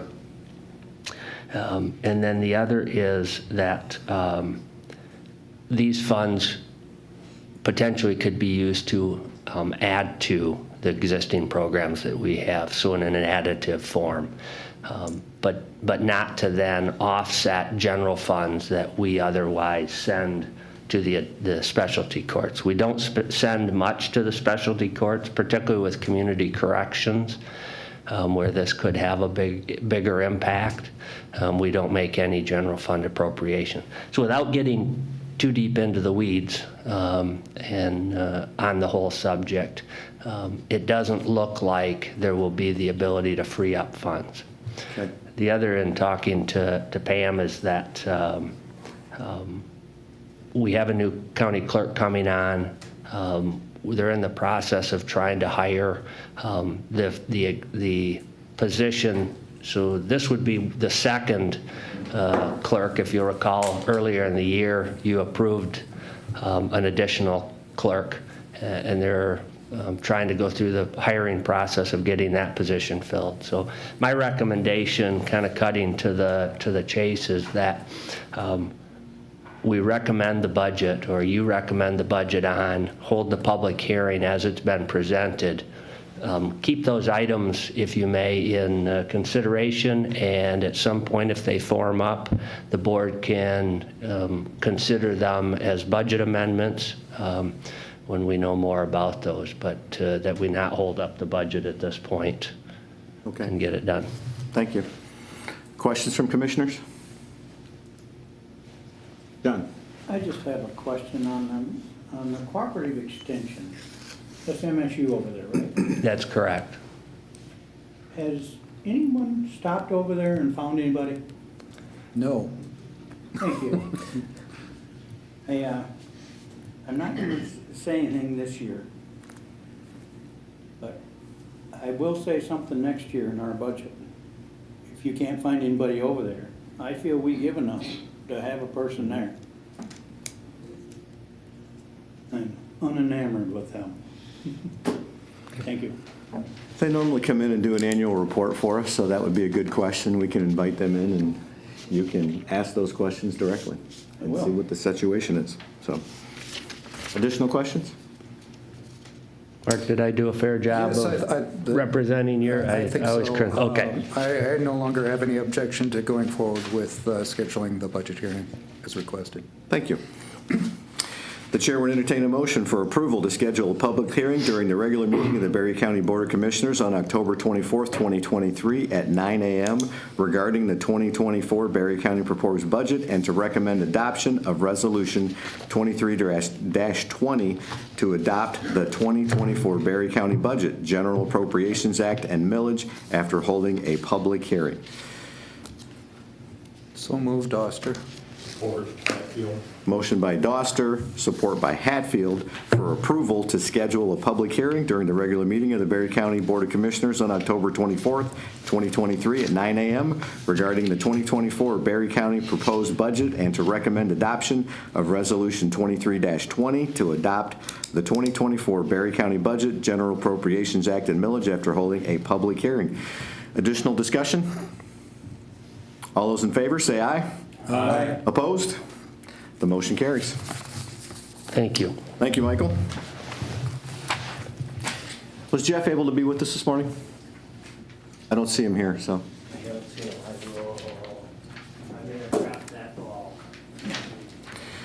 That's okay. We're not approving any funding at this point, but I'll lead in on this.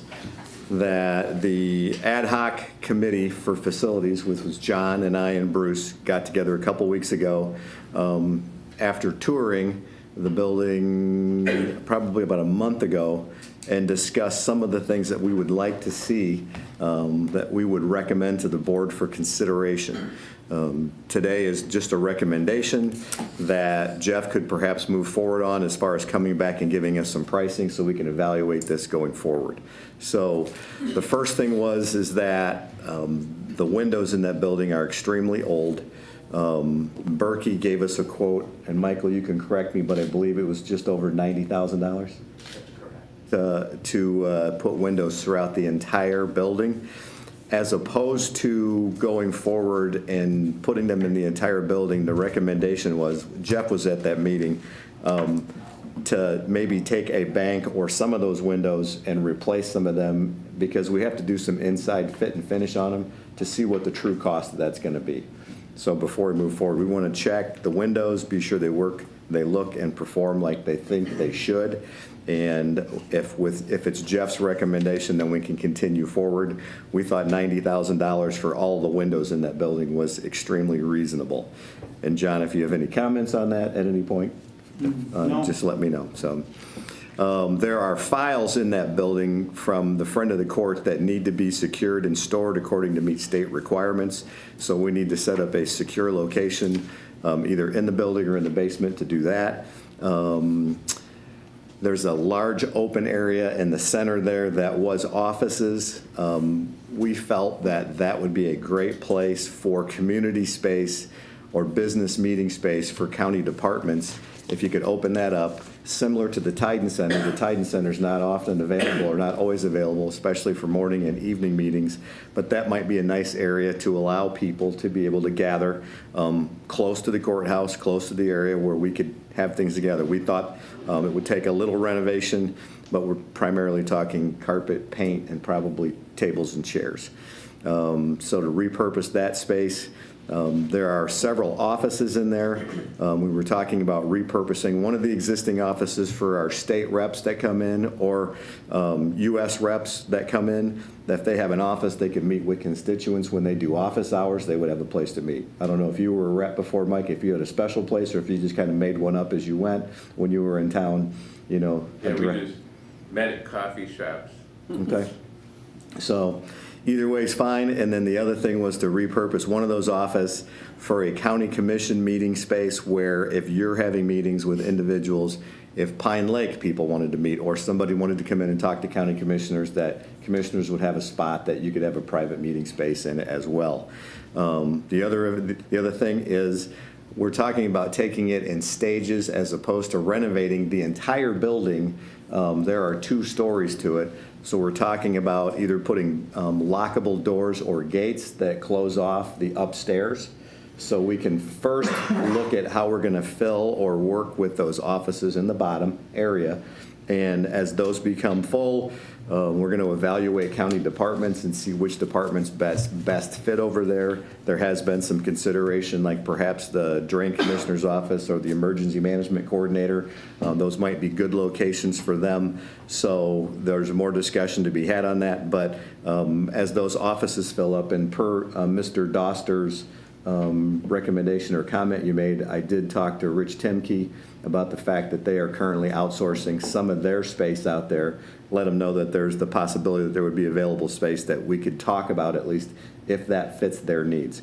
So I think there are a few opportunities there to utilize that resource going forward for development of those offices in the lower level at this place.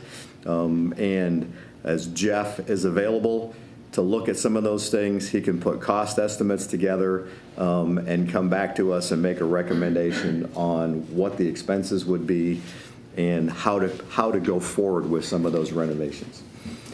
John, additional input? None other than the records of FOC that are over there. I'd like to see them in the courts and law building. And that could happen if we move some of the zoning records out of there and put them in the Titan building. So Is there room in the Titan building for them? there is an area there that I believe would work, yes. Okay.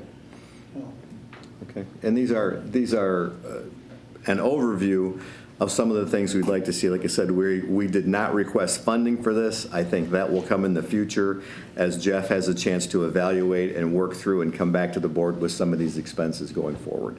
But I really like the idea of having some community space there for county departments, businesses, people that need additional space. I like that area. We just have to figure out how to secure it. All the doors, all the offices in there are locking at present. When they remodeled that building, they did a nice job putting high-end doors in there and locks. So I think it's possible we could make that work. It will require a little bit of effort on that on Jeff's part. We're trying to avoid the expense of bringing in an architect to totally redesign that space. And when you mention the A word, you start chalking up a lot of dollars, and we prefer not to do that if we don't have to. That we think we can manage this in-house at this point. That may be yet to be seen. Questions? Maybe I'm going backwards a bit, but a decision's been made absolutely to not sell this property, but to redevelop it? We had that debate probably last year when General Capital was in here. And because of the location to the county campus, once you lose that space, I mean, we have approximately $900,000 invested in that building. So to rebuild that building in a different part, which to try to find that space downtown would be nearly impossible close to the campus. Once you lose that space, you can't get it back, especially at the price we have invested in it. Well, I agree. Any space adjacent to the campus is extremely valuable because where else could we push forward? Take the movie theater, take the seasonal grill. There's nowhere to go. So I agree, it is valuable. So we thought it was a valuable asset to maintain for the county at this point. So it is an older building, but it's got very good bones. And there's a lot of space in there that I think going forward we can utilize. So. It's not doing any good just sitting empty either. It is not, as we have heard. Additional questions, concerns, comments? Okay. The chair would entertain a motion to recommend to the Board of Commissioners approval for the Building Ad Hoc Committee and the Building and Grounds Department to begin modifications of the former Friend of the Court building as outlined in the description of action.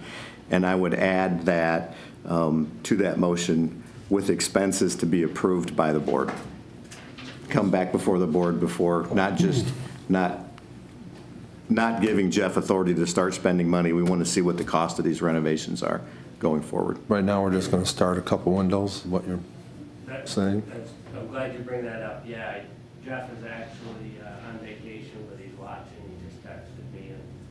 And so he says he is already moving forward on window installation, not the whole building, but that. And then he's identifying and getting costs associated with the items that are on here. So. Okay. Okay. So that's the motion not to spend any money without board approval, is what you said? To bring that back before the board for approval of expenditures. Review and approval of expenditures. Somebody want to make that motion? So moved. Second. Motion by Hatfield, support by Tunison, to recommend to the Board of Commissioners approval for the Building Ad Hoc Committee and the Building and Grounds Department to begin modifications of the former Friend of the Court building as outlined in the description of action with expenses to be brought back before the board for approval. Additional discussion? All those in favor say aye. Aye. Opposed? The motion carries. Okay, public comment. Limited public comment. At this time, any member of the public wishing to address the board may do so for up to 3 minutes. I'll be quick. I just wanted to make a couple quick comments after the decision. I get why you did it. I don't really have a huge issue with it. Honestly, we kind of view this as a win because we've been out there to the houses. We know what people want. So there's no way they're ever going to get 2/3 of the lake to come forward, regardless of your personal opinions, Mr. Jackson, about how a lake drain would be a great idea. Secondly, per what Commissioner Doster said, it was disturbing to hear Mr. Dull talk about how, well, 300, 400, it's somewhere in there. It's such a cavalier attitude with large sums of money is disturbing. And honestly, we really don't trust him. So how is it controlled that we know what the amount of spending is today? And you said no more spending except for the $1,000 a year for the surety bond. How can we get guarantees that he's not going to spend any more money? I know it wasn't this board, but the previous board loosened the purse strings, and that's how we got to whatever the figure is, 300 or 400,000. I think that it's up to the board to get that information from Mr. Dull, a detailed line item saying, here's what we've spent to date, so that we know that he's not going to spend any more money until those other two conditions of the surety bond are met. So I put that back on you guys and ladies to do that, because you're the ones that open the purse strings. If we got to do a FOIA, now we got to pay, what is it, $500 or something? But you guys started it, so I'm not asking you to manage it on a daily basis, but it seems like he should provide it to you, at least. This is a point in time. You said no more money after this date, so that we know that, so then he doesn't come back later and go, oh yeah, I miscalculated, it was actually $475. He should tell you, this is what I've spent, and these are the items I spent them on. Okay. Thank you. Thank you. Additional public comment?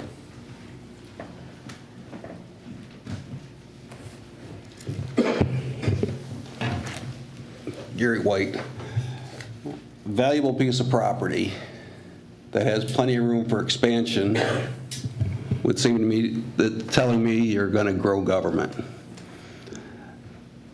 You have a extra large building over there that doesn't have a full use for it. Is it really attached with a highway going in between or not? It's close. We won't have a full knowledge of how much, and this will go on for years and years, more renovation, more money, more renovation, more people, more government, in a county that really doesn't like a lot of government in general. So it's just amazing. I'm in disagreement when I read the paper where Commissioner Jackson wants to put non-governmental organizations in over there. How much do we just give away of taxpayer dollars? Can't charge them, because if you charge them, then you have a taxable event. So once again, it's, well, let's take the taxpayer dollars and give to non-governmental organizations that don't pay taxes. Did you ever get your answer on, Mr. Commissioner Doster, on what we did with all that ARPA money? I believe 100,000 of it went to Blue Zones, non-governmental organization, for a study, and then the rest of it is just sort of sitting there. I've been waiting for that answer myself. I've been waiting to hear it. And the one person sits 2 seats down from you. I've seen that the Blue Zones actually is, checks come from them out of Minnesota. So did that $100,000 stay in Berry County, or did it get moved even out of state? So that's the bigger questions. When you sit on boards of government, non-governmental organizations, are they better represented than the people of Berry County? That's my huge concern here. When you got that building across the road, would it have been better off being sold and get tax revenues out of it? Yeah, and build a smaller building for what you need. You sold a mental health building to a non-governmental organization. So it still comes down to, we don't have a jail. The jail is a mandate. When you read the paper, that's not scheduled to come in front of you until the spring. Now, Chairman Jackson, when he was a commissioner over here, said he wants a millage for the jail in 2024. The whole reason we're not hearing about the jail right now at this point in time, because it wants to be a millage ballot proposal. I got no doubt in my mind. So we spend all the money on non-governmental organizations, we spend the money on non-mandates, COA, the FOC, and we still don't take care of a 15-year problem of a jail. The reason I FOIA'd that information, I want to see where the jail is at from the ad hoc. Ad hoc committee should be having public meetings to where they're posted. We'll give you a head start. Additional public comment?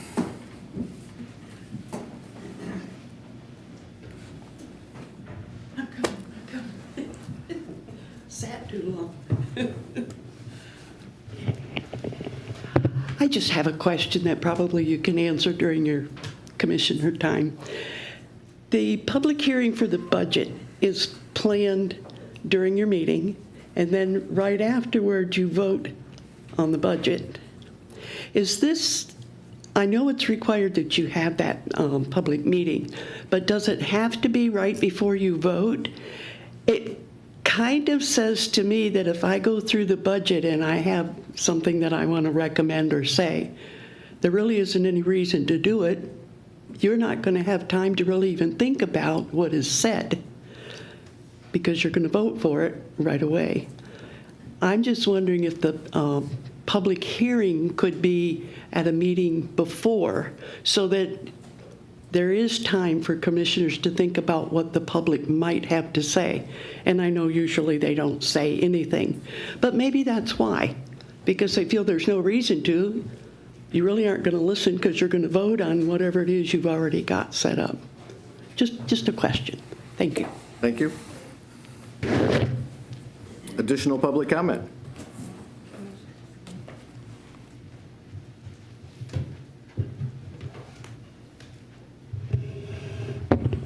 Ted DeVries, Prairieville. I'll make this quick. I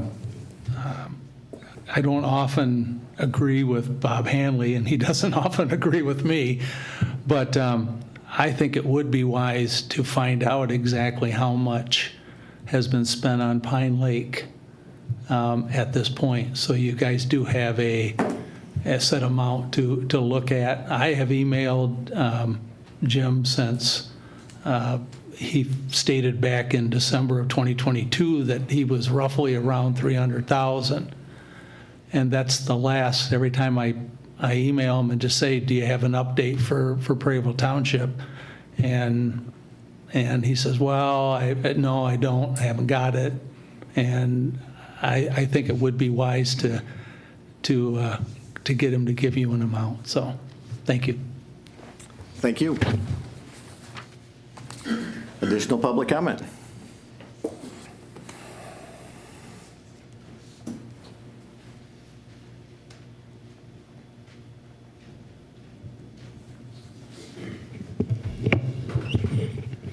Hi, I'm Jack Miner.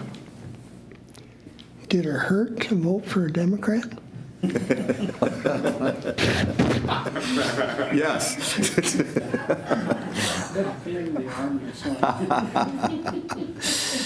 Additional public comment?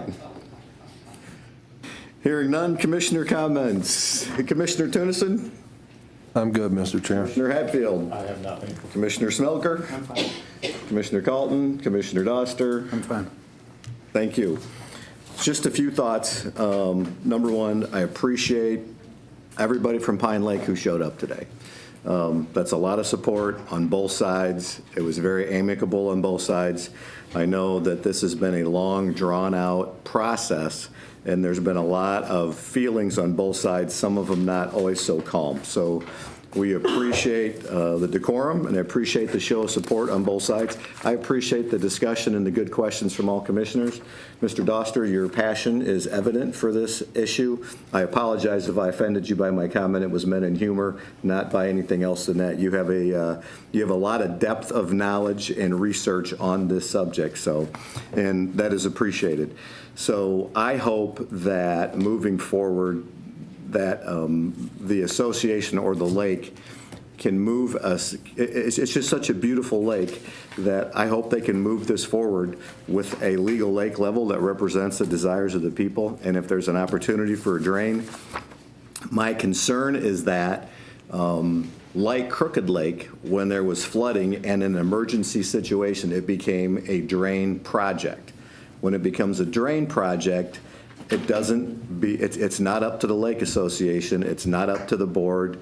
It becomes the drain commissioner's problem to solve. With 8 signatures on a petition, he can then take action to have a day, a board of determination, and if they determine that there's flooding and then there's an issue, then he can move forward.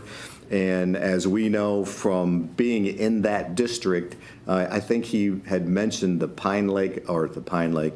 Crooked Lake project was around $6 million, but the Cloverdale part of that project to make that work was an additional $2 million, so it was over an $8 million project.